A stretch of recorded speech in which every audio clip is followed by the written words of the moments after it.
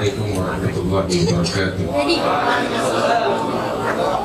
Alhamdulillah Al-Kabir Al-Muta'al, salatu wassalamu ala Sayyidina Muhammadin Maula Bilal wa ala alihi wa sahbihi khairi sahbin wa alihi. Amma ba'd. Alhamdulillah, para habaib, para kiai, para asatidzah, hadirin yang dimuliakan oleh Allah Subhanahu wa Ta'ala.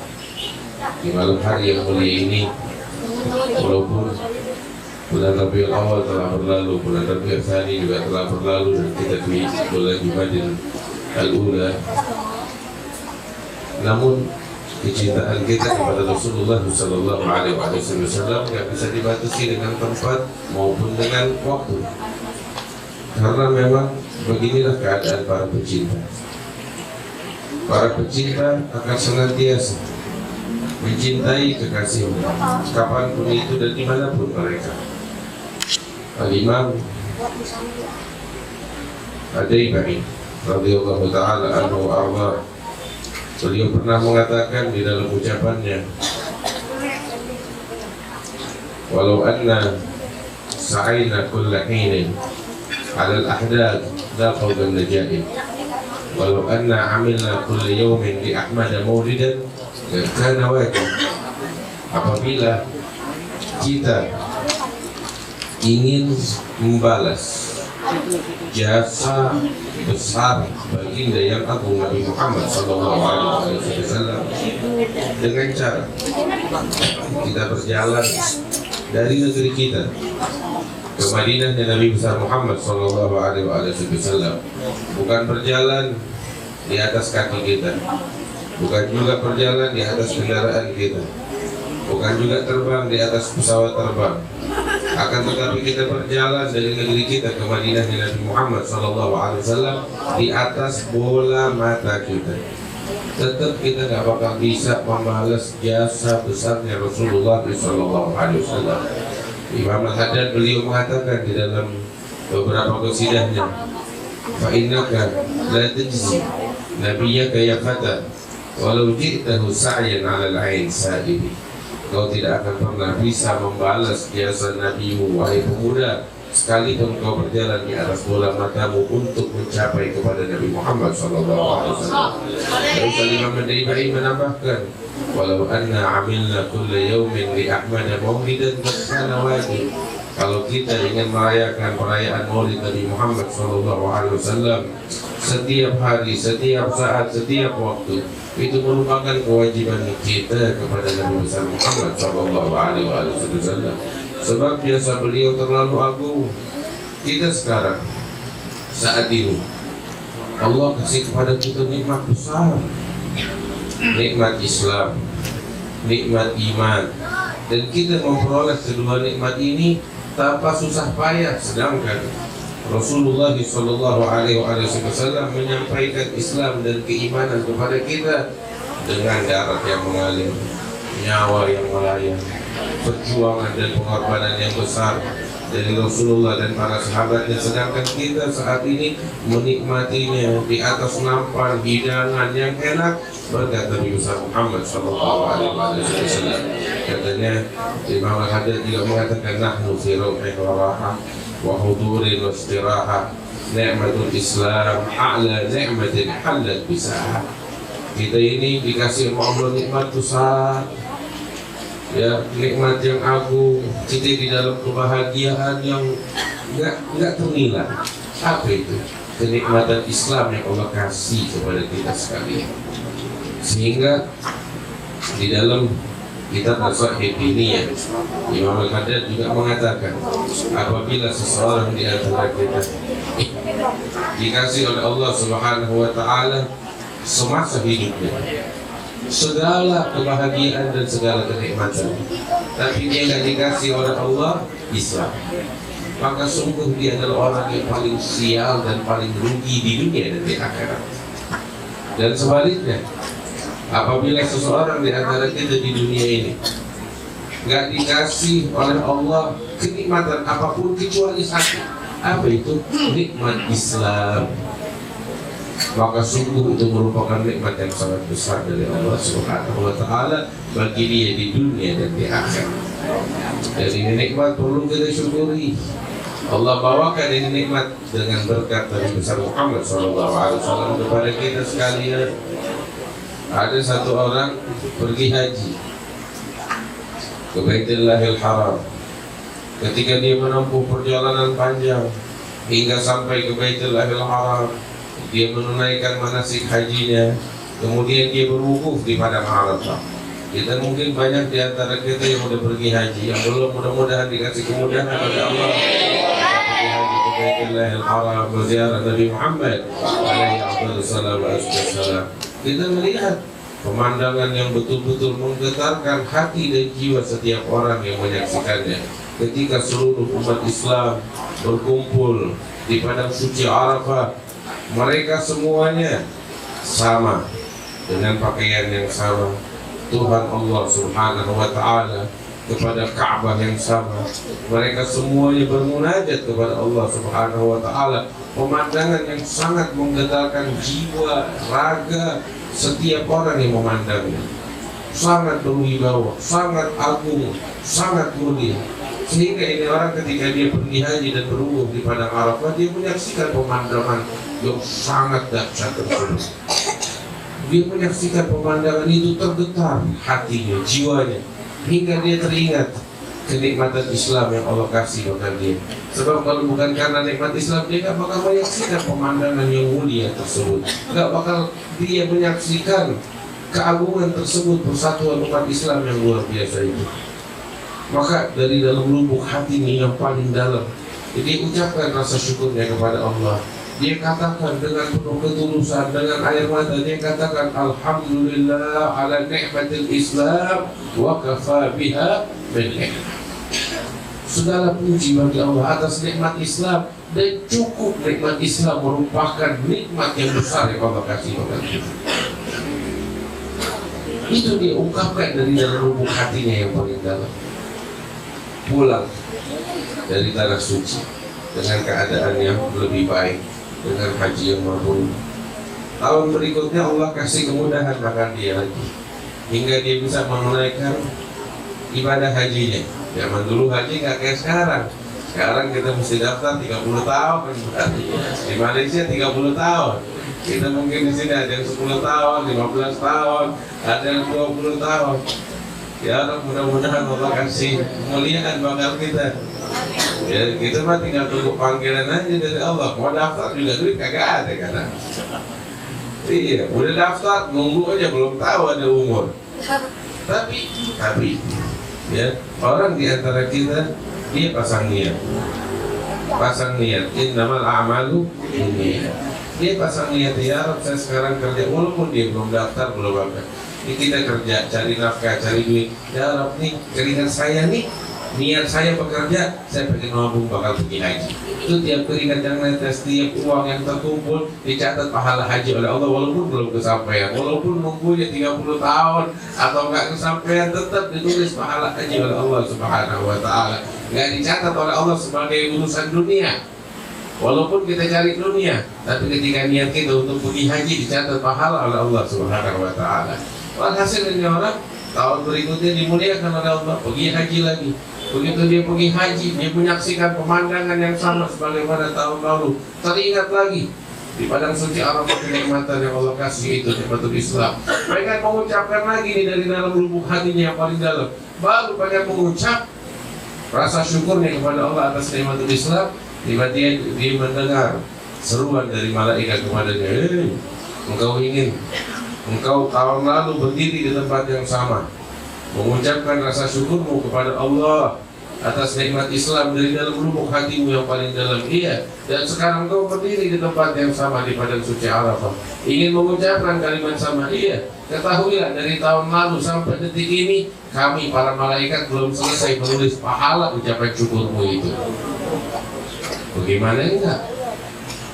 Terucap dari dalam lubuk hati yang paling dalam, dengan penuh ketulusan. Itu pahalanya dari Allah, dan ini juga nikmat yang Allah kasih yang mesti kita syukuri. Makanya orang kalau pengen mensyukuri nikmat Allah, gak bakal pernah bisa. Tapi subhanallah, Allah puas dari hambanya kalau menyadari akan ketidakmampuannya itu. Allah puas dari hambanya sebagai bentuk rasa syukur ketika sang hamba betul-betul menyadari bahwa dirinya tidak mampu untuk bersyukur kepada Allah Subhanahu wa Ta'ala. Saat itu dia mencapai martabat orang-orang yang bersyukur kepada Allah Subhanahu wa Ta'ala. Makanya Habib Abdullah bin Ali Al-Haddad di dalam qasidahnya beliau mengatakan, "Tahaddaqtu bi'ajzi wa khudu'i wa intisari." Beliau bilang, aku sudah betul-betul menyadari, mencapai tahqiq di dalam menyadari akan ketidakmampuanku di dalam menyembah kepada Allah Subhanahu wa Ta'ala. Saat itu beliau mencapai puncak di dalam martabat keimanan kepada Allah Subhanahu wa Ta'ala.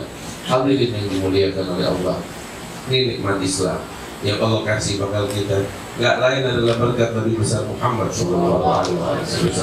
Makanya nggak salah kalau kita saat ini sama-sama berkumpul, kita keluarin duit, kita keluarin harta, pikiran kita curahkan demi untuk merayakan perayaan Maulid Nabi Muhammad SAW. Nggak salah. Kenapa jasa beliau terlalu agung? Dengan berkat beliau kita kenal Islam, dengan berkat beliau kita kenal iman, dengan berkat beliau kita saat ini saling bersaudara satu sama lain. Kita saling bersaudara. Seperti Allah Subhanahu wa Ta'ala mengatakan, wa 'alafa baina qulubikum kata Allah. Law anfaqta ma fil ardi jami'an ma 'alafta baina qulubikum walakin Allah 'alafa bainahum. Allah Subhanahu wa Ta'ala yang menyatukan hati kita satu sama lain. Kita saling bersaudara. Wa asbahtum bi ni'matihi ikhwana. Katanya Allah Subhanahu wa Ta'ala, kalian menjadi bersaudara. Dan ini berkat Nabi besar Muhammad SAW.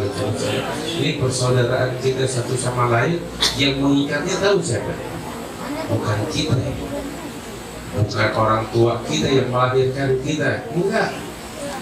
Tapi yang mengikat persaudaraan kita adalah Allah yang menciptakan kita. Allah yang menciptakan langit dan bumi. Allah Ta'ala mengatakan, innamal mu'minuna, hei orang-orang beriman. Kita ini semua di sini alhamdulillah Allah kasih Islam, Allah kasih iman. Gak cuma kita yang hasil. Orang di luar sana itu juga orang Islam, orang beriman. Tiap orang yang menyatakan kalimat la ilaha illallah Muhammad Rasulullah, maka dia orang Islam, dia orang beriman yang wajib kita perlakukan dia layaknya seorang saudara kepada kita. Sebab yang merintahkan ini bukan saya, bukan ulama, tapi Allah Ta'ala di dalam Al-Quran, innamal mu'minuna ikhwah. Dan Rasul SAW beliau juga menyatakan di dalam hadisnya, al-muslim, akhul muslim, seorang muslim adalah saudara bagi muslim yang lain. La yahsuduhu, wa la yahdiduhu, wa la yadlimuhu. Jangan dia menghasutnya, jangan dia mendoliminya, jangan dia mendengkinya, jangan dia membencinya, jangan dia mengganggu kehormatannya. Dan Nabi SAW yang menyatakan demikian. Sampai beliau mengatakan, bihasbi imri'in minasyarr an yahqira akhahul muslim. Cukup seseorang disetempel oleh Allah sebagai orang yang jahat ketika dia menghinakan saudara yang muslim, saudaranya yang muslim. Kita meremehkannya, menghinakannya, memfitnahnya, ya, memprovokasikannya, bernamimah terhadapnya, berghibah kepadanya, menyebutkan kejelekan-kejelekannya. Cukup hal itu sebagai seseorang ketika melakukan itu dicap oleh Allah sebagai orang yang jahat, na'udzubillah. Kita tidak mau distempel sama orang yang ngecap kita ini orang jahat. Kita nggak mau. Tapi ketahuilah, kalau kita memperlakukan saudara kita dengan demikian, maka bukan orang yang mengecap kita sebagai orang jahat, tapi Allah Ta'ala yang stempel kita, ini orang jahat. Na'udzubillah min dzalik. Makanya jangan kita ngedolimin saudara kita yang muslim. Perlakukan mereka layaknya seorang saudara, sebagaimana Rasul SAW perintahkan, hingga beliau katakan di dalam hadisnya, wa kunu ibadallahi ikhwana. Berusahalah agar kalian hidup satu sama lain sebagai saudara, sebagai hamba-hamba Allah yang saling bersaudara, kata Nabi Muhammad SAW. Habib dia maksiat, apakah kita biarkan dia maksiat? Perbaiki kemaksiatan. Jangan sampai dia terus-terusan bikin maksiat. Kita punya anak, kita sayang sama anak kita. Kita punya kakak, kita sayang sama kakak kandung kita. Kita punya adik, kita sayang sama adik kandung kita. Ketika anak kita, kakak kita, adik kita menyimpang, melakukan kemaksiatan, atau mengikuti aliran yang kagak jelas, atau dia terjerumus di jurang kemaksiatan, atau ikut aliran sesat, apa yang akan kita lakukan terhadap anak kita ketika anak kita begitu? Apakah kita akan memfitnahnya? Kita mau caci maki dia di depan orang-orang? Enggak. Jelek buruk anak kita juga, saudara kita juga, adik kita juga, kakak kita juga. Lantas apa yang kita lakukan? Kita biarkan? Enggak, karena kita sayang, kita nggak bakal biarkan. Apa yang kita lakukan? Kita akan berusaha semaksimal mungkin dengan segala kemampuan kita kerahkan untuk menyelamatkan dia dari kemaksiatan, untuk menyelamatkan dia dari aliran sesat, untuk menyelamatkan dia dari penyimpangan. Kenapa? Karena dia bagian dari kita, dia saudara kita, dia anak kita, dia bagian dari kita yang nggak bisa terpisahkan. Ini ketika kita memandang orang yang kita sayangi dan punya hubungan dengan kita. Tapi ketahuilah, mereka kaum muslimin yang menyatakan kalimat la ilaha illallah Muhammad Rasulullah, harus kita berikan kepada mereka perlakuan yang sama sebagaimana kita berperilaku kepada saudara kandung kita, kakak kita, adik kita, sebagaimana Allah nyatakan di dalam Al-Qur'an, innamal mu'minuna ikhwah. Innamal mu'minuna ikhwah. Habib dia munafik. Tahu dari mana munafik? Kita nggak dituntut oleh Allah Subhanahu wa Ta'ala untuk mengorek-ngorek apa yang ada di dalam hati orang.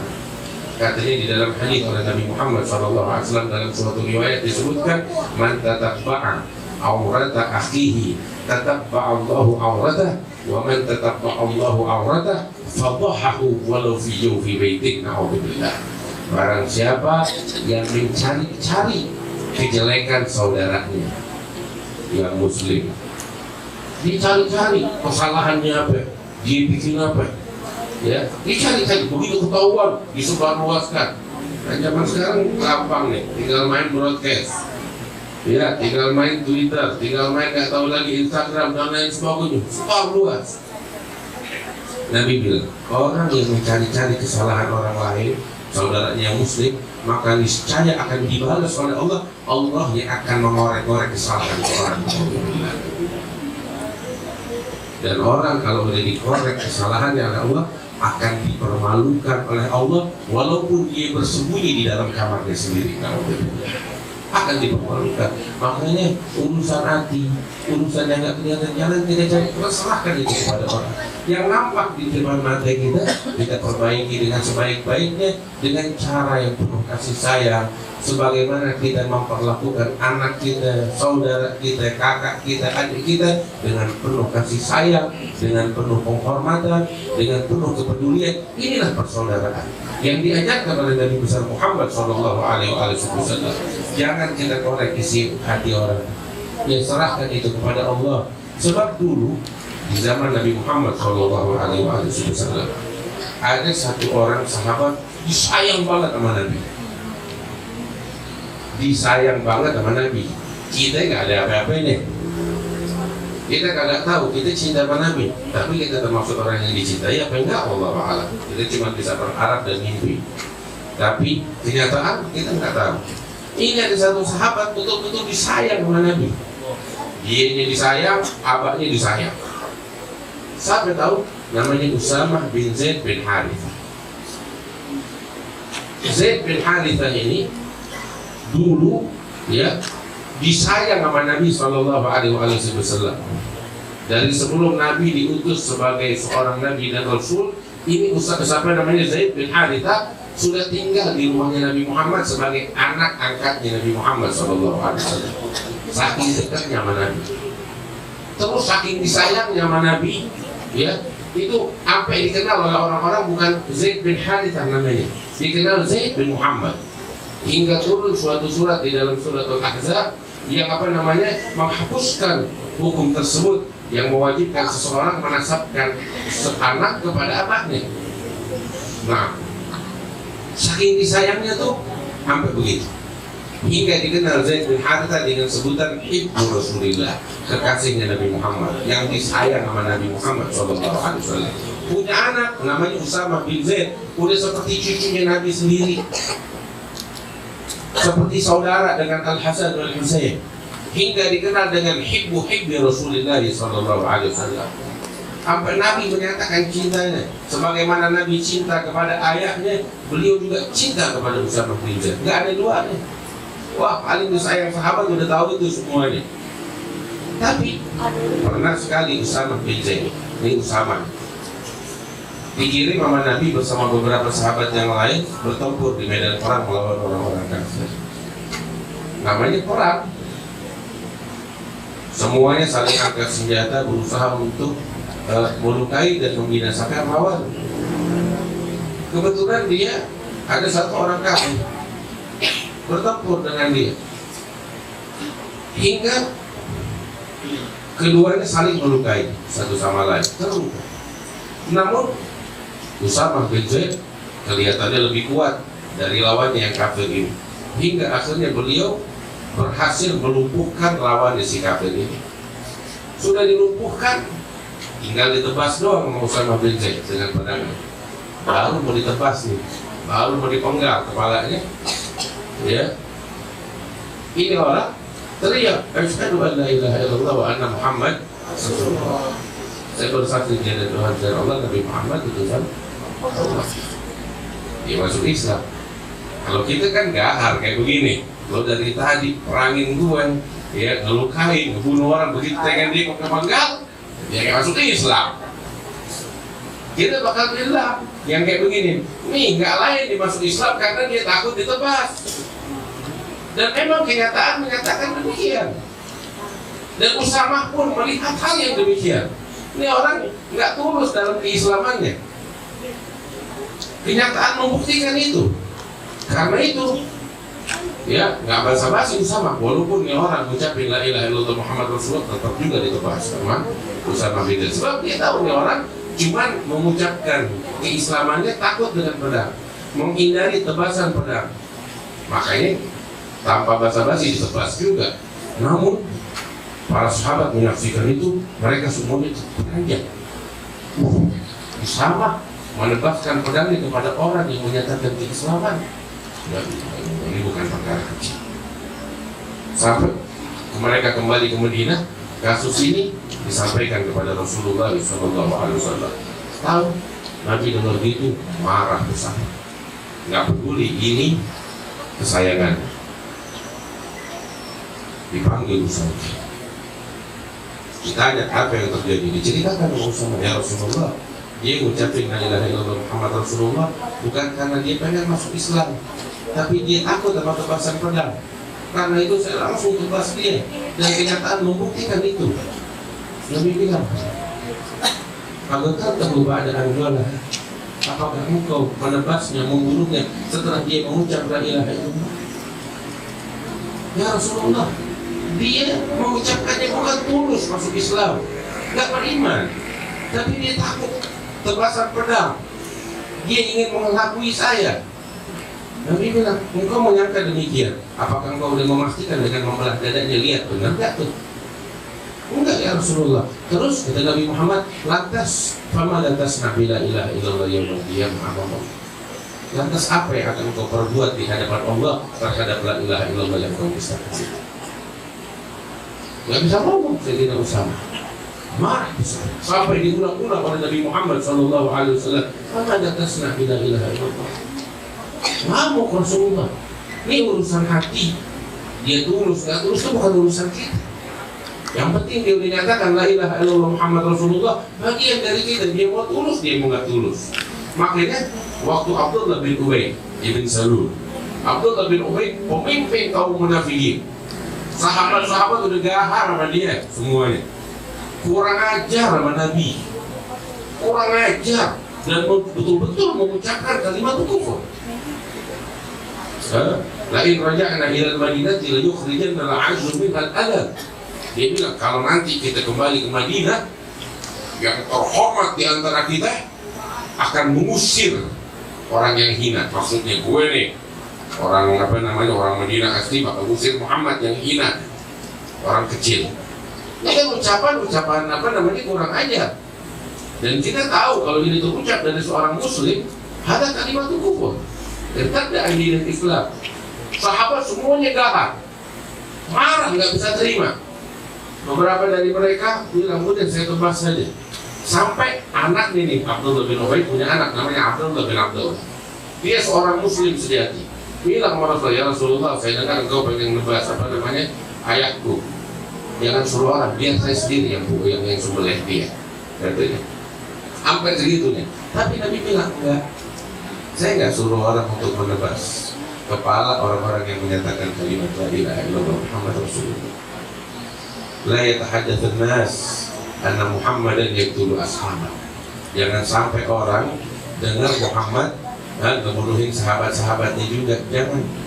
Artinya kita mesti menjaga sum'atul Islam. Kita harus menjaga nama baik Islam. Jangan sampai nama baik Islam jadi hancur gara-gara perilaku kita. Ini munafik, udah pasti munafik. Sampai Allah Ta'ala bilang, wala taqum ala tusalli ala ahadin minhum mata abada wala taqum ala qabri. Allah bilang gitu dalam Al-Quran. Nyata munafik. Tapi tetap Nabi nggak izinkan para sahabat untuk menebasnya. Nabi nggak izinkan para sahabat menodai kehormatannya. Kenapa? Sebab itu urusan hati, walaupun Nabi tahu urusan hati bukan urusan kita, bukan ranahnya kita, itu urusannya Allah. Selama dia menyatakan kalimat la ilaha illallah Muhammad Rasulullah, maka wajib kita perlakukan dia sebagaimana layaknya saudara kita. Sebab orang emang berat. Kita kalau nggak demen sama orang, waduh, bikin baik sama dia susahnya minta ampun. Iya, kita kalau udah nggak ada, namanya juga surga kan mahal. Inna sil'atallahi ghaliyah wa inna sil'atallahi hiyal jannah. Ya kalau cuman ngorbanin nyawa gampang. Tahu nggak yang berat apa? Ngorbanin egonya kita, hawa nafsu berat tuh. Kalau ngorbanin nyawa gampang, demi Allah gampang. Ya, sebab memang kematian kul innal mauta alladzi tafiruna minhu fa innahu mulaqikum. Kematian bakal datang, tapi yang berat nggak semua orang bisa. Hanya orang-orang yang betul-betul menghamba kepada Allah, yang rela mengorbankan egonya, yang rela mengorbankan nama besarnya demi Allah Ta'ala, yang rela mengorbankan hawa nafsunya demi untuk Allah Ta'ala. Makanya Nabi SAW bilang, tahu apa? Sedekah yang paling afdal itu apa? Sedekah bakal siapa? Kita sedekah bakal fakir miskin, pahalanya gede. Kita sedekah bakal tolak betul elim, pahalanya lebih gede lagi. Sedekah bakal anak yatim, pahalanya gede lagi. Tapi tahu nggak? Yang paling afdal sedekah tuh Nabi bilang bakal siapa? Imam Al-Haddad menyebutkan suatu riwayat di dalam Sahih Diniyah, Nabi SAW mengatakan, afdalus sedekah ala dhi rahimin kashih. Rasulullah SAW bilang, sedekah yang paling afdal adalah sedekah yang kita sedekahkan bakal keluarga kita yang jahat sama kita. Itu yang paling afdal. Anda kira kita tahu maksudnya apa? Kita bikin baik sama orang terima kasih. Kita bikin baik sama saudara kita yang baik aja belum tentu diterima kasih kan? Iya kan? Sama saudara yang baik nih belum tentu dia mengucapkan terima kasih. Nabi bilang, sedekah yang paling afdal bakal saudara kita yang jahat sama kita. Allah, itu yang paling afdal. Kenapa? Di sini keikhlasan yang murni karena Allah. Gak ada tambahan nafas. Dan yang begitu berat, ya semua orang bisa. Makanya pahalanya paling afdal. Makanya yang begini derajatnya tinggi di sisi Allah Subhanahu wa Ta'ala. Para sahabat jadi sahabat yang mulia ketika mereka korbankan ego mereka. Bukan cuma nyawa, bukan cuma harta. Yang berat itu mengorbankan ego mereka. untuk Allah Ta'ala, hingga mereka jadi mulia di sisi Allah Subhanahu wa Ta'ala. Karena itu hadirin yang dimuliakan Allah, kita ini sama kaum muslimin satu sama lain, kita saling sayang, kita saling menghargai, jangan kita saling benci. Cukup deh, jangan sampai kita selama ini alhamdulillah hidup aman-aman aja, kita hidup selama ini alhamdulillah enak-enak aja, kita hidup selama ini alhamdulillah akur. Jangan gara-gara pepesan kosong katanya Asia sah-sah aja, gara-gara urusan politik kita satu sama lain jadi ribut. Allah, rugi kita dunia akhirat. Wallahi kita rugi dunia akhirat. Rugi kita dunia akhirat. Kita mau urusan, ya Allah, urusan politik yang tidak ada, yang untuk bukan kita, yang jadi bukan kita. Cuma gara-gara begitu kita ribut. Ya Allah, Allah kita rugi. Akan tetapi apa? Kita saling sayang satu sama lain, saling cinta. Nabi Shallallahu Alaihi Wasallam bilang di dalam hadis daripada hadis qudsi, Allah Ta'ala mengatakan, wajabat mahabbati lil mutahabbina fiyya wal mutazawirina fiyya wal mutazakirina fiyya. Rasul Shallallahu Alaihi Wasallam bilang bahwa Allah Ta'ala berfirman di dalam hadis qudsi, wajib kata Allah mendapatkan kecintaanku. Masya Allah, Allah cinta dan Allah mewajibkan dirinya untuk memberikan kecintaan kepada orang ini. Siapa? Orang-orang yang saling mencintai karena Allah, yang saling mengunjungi karena Allah, yang saling bersaudara karena Allah Subhanahu wa Ta'ala. Entar tuh hari kiamat orang yang saling bersaudara karena Allah, yang rela korbanin egonya untuk Allah, yang rela mengokohkan tali persaudaraan dengan saudaranya walaupun dia rugi, dia rugi dunia akhirat. Orang yang macam gini, katanya Nabi Sallallahu Alaihi Wasallam, entar di hari kiamat Allah persiapkan untuk mereka mimbar-mimbar dari cahaya, sampai para nabi itu iri pengen jadi kayak dia. Al-Imam Abdurrahman bin Abdullah bin Fuqih, Allamatul Dunya, murid dari Abdul Haddad, beliau menyebutkan, wa yaghbitu ahlal hubbi lillahi innahum manabira tahtal arsy ahlun nubuwati. Kelak para ahlun nubuwah, para nabi-nabi akan iri kepada umat Nabi Muhammad yang berdiri di atas mimbar-mimbar cahaya. Siapa mereka? Mereka bukan nabi, mereka bukan utusan, mereka bukan malaikat, tapi mereka dari umat Nabi Muhammad yang saling bersaudara karena Allah Subhanahu wa Ta'ala, yang menjunjung persaudaraan satu sama lain karena Allah Subhanahu wa Ta'ala. Yang begini kelak di hari kiamat yang bakal bareng sama Nabi Muhammad Sallallahu Alaihi Wasallam. Kita kan bikin acara maulid bakal apa?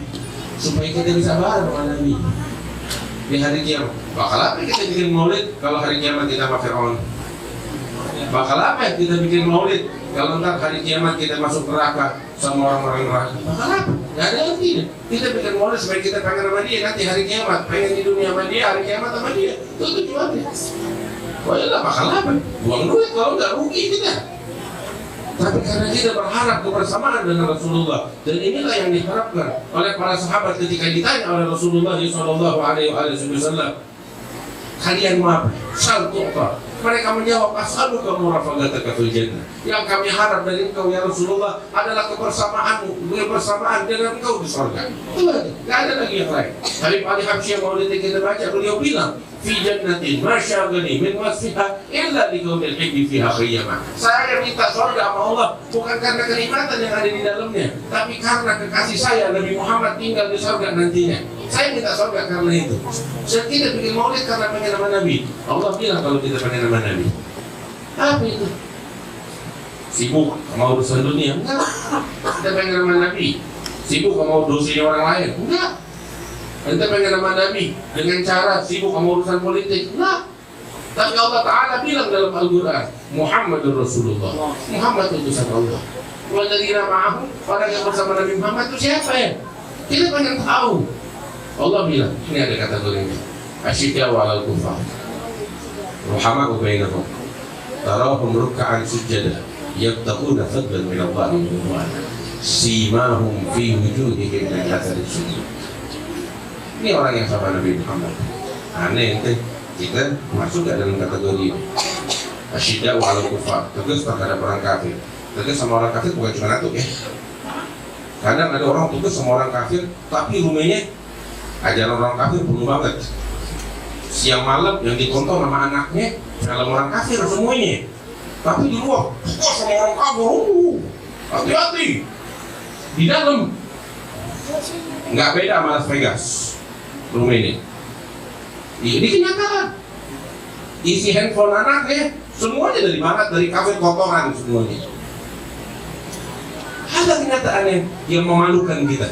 Makanya nggak heran kalau datang hukuman Allah yang kayak begini nih yang ada di negeri kita sekarang. Jangan kita sibuk sama orang lain, kita salahin orang, lihat diri kita begini keadaan kita. Allah bilang syidda 'alal kufar ruhama bainahum, penuh kasih sayang kepada sesama mereka, nggak kenal ghibah kepada sesama kaum muslimin, ya, nggak kenal namimah, nggak pernah nyebutin kejelekan kaum muslimin, yang ada semuanya bagus, ngelihat kemaksiatan dia perbaiki tanpa banyak omong. Sekarang kan yang ramai omongan doang, kerja nggak ada. Muhammad bainahum, penuh kasih sayang, yang ada di dalam hatinya kasih sayang. Dulu guru kami pernah cerita tentang para aulia. Di sini alhamdulillah mayoritas kita yang cinta sama aulia, percaya sama aulia. Ini foto-fotonya di sini. Di sini ada Habib Muhammad bin Idrus, Habib Muhammad al-Mahbar, Habib Muqtar, Segaf dan lain-lain. Ada guru mereka, ini Syekh Masyayikhim Al-Imam Al-Habib Hasan bin Salih Al-Bahar. Ada Al-Habib Hasan bin Salih Al-Bahar, seorang wali besar di zamannya, pemimpin aulia di zamannya. Kalau tahajud malam hari nggak banyak, cuma 2 rakaat doang. Tapi 2 rakaat, rakaat pertama dia baca Quran dari awal sampai akhir, rakaat kedua dia baca Qul huwallahu ahad 90.000 kali. Tiap malam begitu. 2 rakaatnya dia. Allah. Hadza Habib Hasan pernah dulu para aulia lagi ngumpul di Hadramaut nih. Ini apa namanya? Ini kami mendengar dari guru-guru kami. Ahli batin lagi pada ngumpul. Ada apa? Ada permasalahan yang menimpa negeri Hadramaut. Ada permasalahan yang menimpa negeri Hadramaut. Apa itu? Masuknya beberapa aliran-aliran sesat ke negeri Hadramaut yang ingin merusak apa namanya orang-orang Hadramaut. Nggak perlu kita sebutin apa alirannya, yang jelas aliran sesat. Nah, para aulia berkumpul, mereka bermusyawarah apa yang harus kita lakukan terhadap mereka. Beberapa dari mereka bilang kita sumpahin biar hancur dulu, biar mereka semuanya celaka. Yang lain bilang udah sepakat, ya.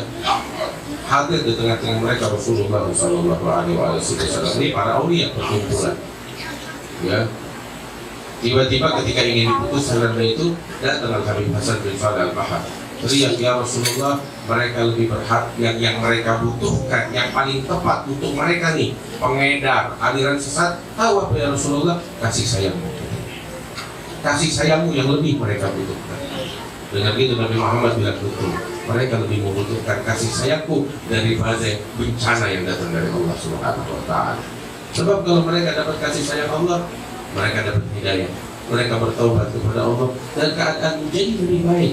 Dan inilah orang-orang yang punya kasih sayang di dalam hati mereka. Mudah-mudahan Allah tanamkan dan kasih sayang di dalam hati kita kepada sesama muslim. Sebab inna rahmah la tunza illa min syai'in. Kasih sayang gak dicabut dari hati seseorang, katanya Nabi Muhammad, melainkan dari orang yang sial dunia dan akhirat. Dan kalau itulah jalan nih para habaib kita yang kita pajang fotonya di dinding kita dan di hati kita. Tahu gak jalan mereka? Tahu apa? Jalan mereka adalah kasih sayang. Gak kenal selain itu. Sayyidina Syekh Abu Bakar bin Salim rahmat sayyid, kasih sayang yang murni dan tulus karena Allah. Dia rela korbankan segalanya demi untuk kebaikan kaum muslimin. Gak lain karena kasih sayang, karena kasih sayang, kasih sayang yang betul-betul murni dan tulus. Ini ajaran para habaib kita, ini ajaran orang-orang tua kita, ini ajaran guru-guru kita. Makanya kita kenal tuh hadis yang sering diajarkan oleh guru-guru kita dari sejak perjumpaan pertama antara guru dengan murid. Tahu apa? Al-hadithul musalsal bil awwaliyah. Para kiai pada tahu. Apa artinya al-musalsal bil awwaliyah? Hadis musalsal yang pertama kali yang diperdengarkan oleh seorang guru kepada muridnya. Nah, al-musalsal bil awwaliyah.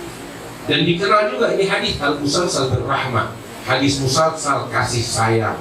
Sebab apa? Setiap riwayatnya, ya, dari guru ke guru, dari guru ke guru sampai kepada Sufyan bin Uyainah, terus lanjut kepada Nabi Muhammad SAW. Setiap dari mereka itu ketika membawakan ini hadis, membawakannya sebagai hadis pertama yang mereka sampaikan kepada murid sebagai fondasi pertama. Dan ini hadis berisi tentang kasih sayang, anjuran kasih sayang. Itu ajaran para habaib kita, itu ajaran para ulama kita, itu fondasi pertama yang dibawa oleh para ulama kita ke negeri Indonesia dan ke berbagai penjuru dunia. Fondasi kasih sayang yang kita nggak tahu saat ini udah mulai satu demi satu menghilang dari hati umat Islam. Ya Allah, mudah-mudahan Allah tanamkan lagi. Dulu kita dengar, kami mendengar dari guru-guru kami, di antaranya Sayyidina Imam Al-Arif Billah Al-Allamah Sayyid Umar bin Hamid Al-Jilani, Sayyid Muhammad bin Abdul Ahdal, di antaranya lagi Syekhana Al-Habib Salim bin Abdullah bin Umar Al-Syatiri, di antaranya lagi Syekhana Al-Habib Umar bin Muhammad bin Salim bin Habib, di antaranya Syekhana Al-Allamah Al-Muhaddis Sayyid Muhammad bin Ali Al-Maliki. Dan mereka semuanya dari guru-guru mereka. Di antara guru mereka ada Al-Jad Al-Habib Salim bin Ahmad bin Jendan. Beliau mendengar dari guru-gurunya, dan di antara guru-gurunya adalah Syekh Umar bin Hamdan Al-Jazairi. Umar Hamdan dari guru-gurunya, di antaranya Imam Ali bin Tahir Al-Witri, dan terus bersambung dari guru ke guru. Dan mereka semuanya mengatakan ini adalah hadis yang pertama yang saya dengar dari guru saya, sampai kepada Sufyan bin Uyainah, sampai berlanjut kepada Nabi Muhammad SAW, hingga beliau mengatakan dalam hadisnya, Ar-Rahimuna yarhamuhumur Rahman tabaraka wa ta'ala, irhamu man fil ardi yarhamkum man fis sama. Rasul SAW bilang, orang-orang yang memiliki rahmat di dalam hatinya, yang memiliki kasih sayang di dalam hatinya, merekalah yang akan dikasihi dan disayang dan dirahmati oleh Allah. Allah tabaraka wa ta'ala, Tuhan yang maha pengasih dan maha penyayang. Terus Nabi bilang, irhamu man fil ardi, kasihilah segala makhluk Allah, bukan cuma orang Islam, segala yang ada di bumi, mau muslim mau kafir, mau manusia mau binatang. Ya, sampai guru kami itu ketika membawakan ini hadis, beliau memberikan wasiat kepada kami, usika bi taqwallah war rahmah bi kulli syai. Saya wasiatkan engkau takwa kepada Allah dan kasih sayang kepada segala sesuatu. Sampai beliau bilang kepada saya, termasuk kepada binatang yang sunnah untuk disembelih atau dibunuh. Kasih sayang kepadanya. Sampai binatang yang sunnah untuk disembelih atau dibunuh, ya kasih sayang kita juga kepada dia. Dengan cara menyembelihnya dengan cara yang baik, disasah itu pisau dan seterusnya. Nabi bilang, irhamu man fil ardi yarhamkum man fis sama. Kasihi apa yang ada di muka bumi ini, maka Allah yang kerajaannya di langit akan mengasihi kita sekalian. Mudah-mudahan kita dijadikan Allah sebagai orang-orang penebar kasih sayang, penebar rahmat. Ya Rabbal Alamin, wa ajrin. Mudah-mudahan Allah kasih panjang umur kepada para ulama kita, para kiai kita, para habaib kita, bisa selalu membimbing kita di jalan istiqamah, jalan para aulia Allah, jalan kaum salihin, jalan Nabi Muhammad sallallahu alaihi wa sallam. Ya Rabbal Alamin, Allahumma hdina fi man hadait, wa afina fi man afait, wa tawallana fi man tawallait, wa barik lana fi ma a'tait, wa qina ya Rabb syarra ma qadait, fa innaka taqdi wa la yuqda alaik, wa innahu la yadhillu man walayt wa la yu'izzu man adait. تبارك ربنا وتعالى فلك الحمد على ما قدرت نستغفرك ونتوب اليك وصلى الله على سيدنا محمد النبي الأمي وعلى اله وسلم. Alhamdulillah rabbil alamin. Lebih kurangnya mohon maaf dan minta maaf kalau agak panjang, kurang lebihnya mohon maaf. Assalamualaikum warahmatullahi wabarakatuh.